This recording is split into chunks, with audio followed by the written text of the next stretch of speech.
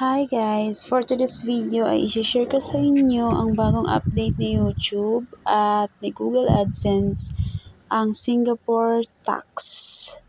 So first, i-open lang natin yung Chrome.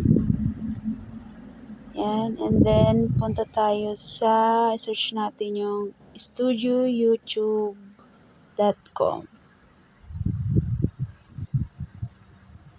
And then, tayo lang natin na mag-loading. At punta tayo sa may money sign, dollar sign. Yan, sa baba. Pinutin lang natin yan and then i-zoom natin siya dito sa kabila. Then punta tayo dito sa getting paid, action required, confirm your personal information, submit tax information. Then pinutin lang natin, tayo natin mag-loading and then dyan na confirm ko na yung identity ko and then pupunta lang tayo dun sa payment para makita natin na may kinihingi pa rin siyang tax. Actually, na-confirm na yan dyan kasi inilagay ko dun sa isang cellphone. Yun ko ginawa.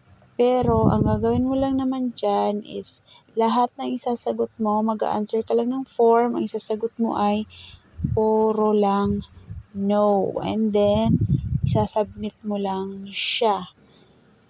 As you can see na accepted na siya. Ang mga sagot ko lang ay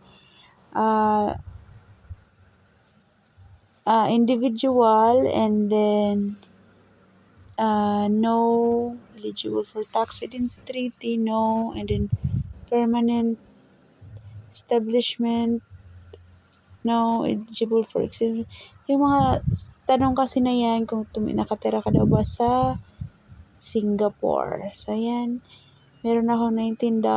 Hindi pa yun makukuha. Hintayin pa natin yan na maging 100. So, yun lang naman siya. Simple lang. And then, sana na intindihan po. Tayo sa YouTube. And then,